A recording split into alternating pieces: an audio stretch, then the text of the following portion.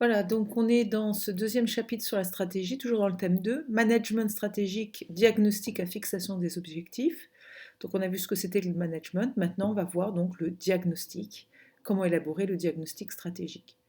Donc avant d'élaborer un diagnostic stratégique, on va faire ce qu'on appelle une veille stratégique. Alors la veille, qu'est-ce que ça veut dire? Ça veut dire surveiller son environnement. L'environnement plus ou moins proche des organisations. Alors très proche, on verra, c'est ses clients, ses fournisseurs. Puis moins proche, c'est tout un pays, hein, c'est l'économie, etc. d'un pays, le marché en général. Donc on va surveiller l'environnement pour aller chercher des informations pour mieux comprendre pourquoi cet environnement est si fluctuant, pourquoi ce marché évolue, vers quoi il évolue, etc. Alors comment on va faire pour surveiller l'environnement et trouver des informations? On va utiliser des outils numériques et ce qu'on appelle des flux RSS, avec ce sigle que vous connaissez sans doute, orange là. Peut-être si vous avez des podcasts, hein, vous voyez, vous vous abonnez à un flux. Un flux, c'est lorsque vous recevez de façon automatique un titre, son résumé et l'URL des derniers articles publiés. Par exemple, si je m'intéresse au Monde, le journal Le Monde, je veux savoir les articles qui sont publiés au fur et à mesure, au lieu d'aller sur le site régulièrement, eh bien, vont venir à moi régulièrement tous les articles qui concernent, par exemple, dans Le Monde, l'actualité sportive. Donc, je vais m'abonner à des flux et pour pouvoir les utiliser plus facilement, je vais utiliser des logiciels qui s'appellent des agrégateurs de flux, c'est-à-dire ils agrègent, ils compactent tous les flux dans un même endroit. Donc, je vous en propose un qui s'appelle NetVibe. Et NetVibe, vous voyez, va me permettre, sous forme d'un grand écran, eh bien, de mettre tous mes flux au même endroit. Alors, les mails, c'est des flux, Twitter, c'est des flux. Au fur et à mesure, vous actualisez votre Facebook, etc. Pour ne pas avoir à aller constamment dessus, vous pouvez avoir un endroit où dès qu'il y a une nouveauté, ça arrive dans cet endroit. Et vous les mettez tous ensemble. Un agrégateur de flux. Alors, je vais vous montrer par exemple le NetVibe que j'utilise. Donc vous voyez ici, j'ai ma boîte orange, j'ai ma to-do list avec l'association là, des entrepreneurs qui viennent la semaine prochaine, du Wikipédia, le Twitter, la météo.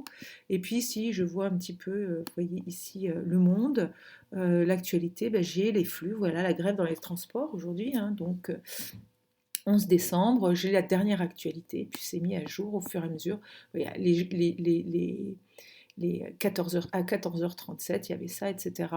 Les flux se mettent à jour automatiquement. Ici, j'ai donc l'actualité chez Google. Ici, j'ai la BBC. Et je peux faire, par exemple, si je veux faire de la veille concurrentielle, eh bien, je vais regarder l'actualité sur les indicateurs, la grande distribution, LSA, etc. Donc, vous voyez, quand vous allez sur un site, par exemple, si je prends le site du Monde, lemonde.fr, hein, si je vais sur le site du Monde, je vais dans le site du Monde. Dans le site du Monde, si je vais tout en bas du site, vous allez trouver sûrement un endroit où vous pourrez vous abonner à des flux.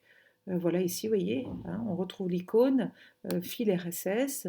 Et là, on vous dit, voilà, donc tous les fils RSS qui existent. Par exemple, ce qui m'intéresse, c'est la une en continu, hein, l'actualité, la une en continu. Pourquoi pas du tennis ou du rugby? Auquel cas je vais aller chercher. Donc vous voyez ici, ce qui m'intéresse c'est l'actualité en continu. Je copie, colle tout simplement le lien. Je vais ici dans les options, je remets le flux que je viens de copier-coller.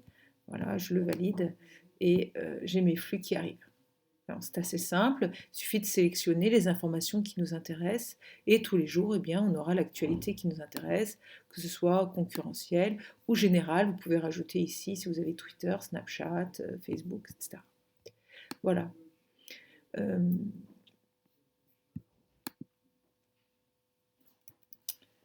voilà donc pour les agrégateurs de flux et puis comment on peut faire une veille informationnelle.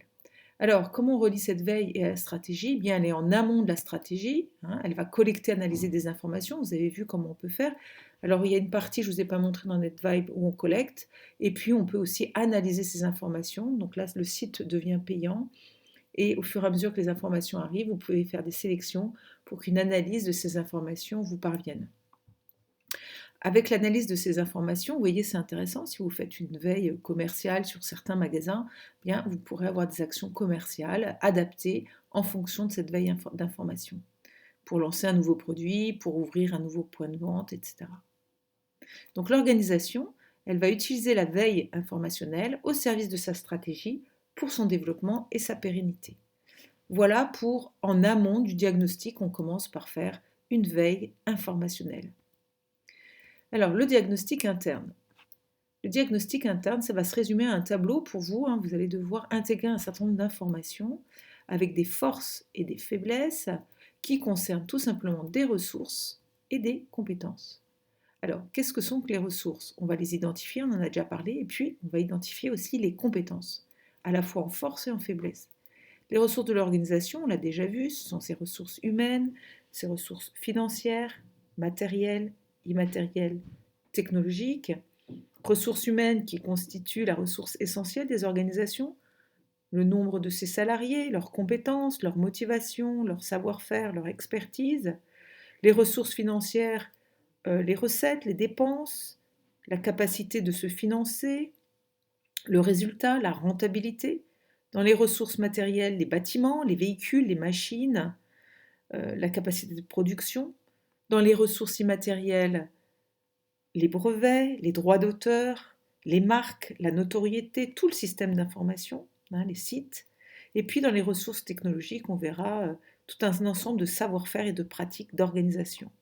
Donc, vous allez identifier les forces et les faiblesses concernant ces ressources. Puis, on identifiera les compétences de l'organisation. Les compétences de l'organisation, vous allez les trouver, ce sont les savoir-faire qui existent dans l'organisation, les métiers de l'organisation, ce qu'elle sait très bien faire, son expérience qu'elle a acquise au fil des années, son expertise technologique. Donc vous voyez, c'est différent, il faudra bien faire la différence entre ressources et compétences. Alors quand vous aurez fait ça, et vous avez regardé ce qui est sous forme de force et de faiblesse, vous allez formaliser le diagnostic interne dans un tableau force-faiblesse, ressources-compétences. Donc vous voyez à gauche les forces, les ressources humaines et les compétences, et puis sous forme de force et de faiblesse, vous pourrez en conclure, faire une petite analyse de ce diagnostic interne. Alors ce que va mettre en évidence ce diagnostic interne, c'est aussi ce qu'on appelle les compétences distinctives. L'organisation a des compétences particulières qui vont la distinguer de ses concurrents. Et du coup, ces compétences vont lui procurer un avantage qu'on va appeler concurrentiel. Alors, ces compétences distinctives sont des compétences stratégiques, sont des compétences fondamentales. Pour dire qu'une compétence, un savoir-faire est stratégique ou fondamental, il faut qu'il remplisse plusieurs conditions. Il faut que cette compétence, elle permette de saisir une opportunité du marché ou au contraire qu'elle permette d'échapper à une menace du marché. Il faut qu'elle puisse réduire les coûts, qu'elle puisse être génératrice de création de valeur. Il faut qu'elle soit éventuellement rare ou unique. J'ai un savoir-faire que personne d'autre ne possède. Et il faut qu'elle soit difficilement imitable. Donc voilà les conditions qui vont permettre à une compétence particulière d'une organisation de devenir distinctive, c'est-à-dire stratégique et fondamentale. Alors cette notion de compétence distinctive, on va la travailler en classe, et l'avantage concurrentiel, ne vous inquiétez pas, on le reverra dans les prochains cours. Alors maintenant qu'on a fait le diagnostic interne, on va se pencher sur le diagnostic externe. Donc là, on s'est penché sur tout ce qui concerne l'organisation en interne, ses forces et ses faiblesses. Et maintenant, en externe, on va parler d'opportunités du marché ou de menaces du marché. On va étudier les facteurs environnementaux. Alors, ces facteurs environnementaux, l'environnement, on va le détailler en deux grandes parties. Première grande partie, on va l'appeler le macro-environnement. C'est ce qu'on appelle une façon mémotechnique de se rappeler, vous avez peut-être déjà entendu parler du PESTEL. Alors, le PESTEL, ce sont tous les éléments politiques qui vont avoir une influence sur l'organisation en force, en opportunité, en plus, ou en menace, en moins. Alors au niveau politique, par exemple, la stabilité gouvernementale, les échanges internationaux, la protection sociale, la politique fiscale, en quoi une nouvelle politique fiscale va-t-elle avoir une influence favorable ou défavorable sur mon organisation? En quoi l'économie va avoir une influence favorable ou défavorable sur mon entreprise? Par exemple, les cycles économiques, l'évolution du PIB, l'inflation, le chômage, le revenu disponible. Donc en quoi, voilà, pour moi, une inflation maîtrisée, c'est plutôt favorable. ou pas sur mon organisation. On va voir aussi l'aspect S, socio-culturel, donc tout ce qui concerne la démographie. Donc ça concerne l'âge de la population, le nombre de personnes qui travaillent, le rapport homme-femme, les naissances, les décès, la mobilité sociale, tout ce ce qu'on appelle le consumérisme, hein, les tendances de consommation, le niveau d'éducation. Est-ce que je peux trouver des salariés très formés, très éduqués pour mon travail? C'est aussi toute l'approche d'attitude des loisirs, comment se comportent les personnes au travail et dans les loisirs. Donc, encore une autre approche technologique, en quoi la technologie est un facteur favorable ou défavorable pour mon organisation, la découverte de nouveaux brevets, de nouvelles technologies, le taux d'obsolescence, c'est-à-dire la vitesse à laquelle des produits vont s'abîmer, hein, ne plus être possible d'être utilisés. La vitesse de transfert des technologies, mon concurrent a une technologie, mais elle va bientôt être sur le marché, je vais pouvoir aussi l'utiliser. Au niveau écologique, en quoi les facteurs écologiques aujourd'hui ont une influence sur mon organisation par rapport au traitement de mes déchets dans mon organisation, la sensibilité par rapport à l'environnement, la consommation d'énergie. Et au niveau légal, enfin, en quoi des lois sur les monopoles, sur la santé, la sécurité, sur le travail affectent mon organisation. Donc un grand pan de l'environnement qu'on appelle le macro-environnement, l'environnement large de l'organisation, extérieur à l'organisation. Dans l'environnement proche de l'organisation, on va parler de micro-environnement, eh bien il y a un certain nombre d'acteurs qui sont proches des organisations, les concurrents, les clients, les fournisseurs, les distributeurs, qui vont avoir un impact bien sûr sur l'organisation. Alors comment on va identifier que le macro et le micro-environnement sont des opportunités ou des menaces? Eh bien, on va analyser et on va faire une veille qui va me permettre de vérifier si mes clients sont plutôt en position d'opportunité pour moi ou de menace pour moi, parce qu'ils sont peu nombreux, parce qu'ils ont beaucoup de pouvoir de négociation, etc., etc. Donc, on va regarder ça. Et puis, quand on aura fait ça, on va essayer de déterminer ce qu'on appelle les facteurs clés de succès. Ce sont des éléments essentiels qu'une organisation doit maîtriser pour surpasser la concurrence. Donc ces éléments, ils appartiennent au macro ou au micro, enfin ils appartiennent à l'environnement de l'entreprise.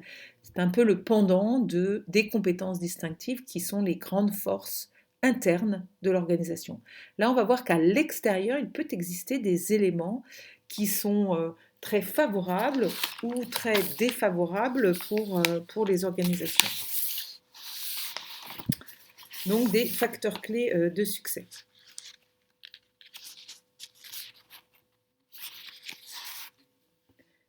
Ces facteurs clés de succès, on va les trouver, on les retrouvera dans le diagnostic externe quand on va finalement, au fur et à mesure que l'on va travailler sur ces facteurs, eh bien, on va découvrir un certain nombre de facteurs. Par exemple, on peut dire que dans le tourisme qui produit beaucoup de CO2, eh bien dans le tourisme, un facteur clé de succès, ce sera que des entreprises qui sont touristiques fassent très attention à l'environnement, au développement durable. Parce qu'on a une grande tendance de consommation qui cherche à réduire les gaz à effet de serre. Voilà. Au niveau de l'e-commerce, hein, si on a un site en ligne, on pourra dire qu'un des facteurs clés de succès importants, c'est de pouvoir référencer, d'avoir des moyens de paiement en ligne extrêmement sécurisés pour ses clients. Ce sont des facteurs environnementaux absolument fondamentaux si on veut que notre commerce en ligne fonctionne. Donc on verra tout ça dans des exercices. Et je vous remets ici donc les deux grandes approches de l'environnement, le macro-environnement et le micro-environnement, source d'opportunités et ou de menaces. Et vous retrouverez, pour le formaliser, à nouveau un tableau. Hein, on fera à nouveau un tableau pour faire apparaître ces opportunités, ces menaces, un grand tableau dans lequel vous mettrez tout ce qui est macroéconomique, puis tout ce qui est microéconomique, en essayant de bien voir la différence. Est-ce que c'est une opportunité ou une menace pour mon organisation? Suite à quoi vous pourrez faire une synthèse du diagnostic externe Nous ferons ensuite une synthèse du diagnostic interne, ce qui nous permettra par la suite de mettre sur place une stratégie.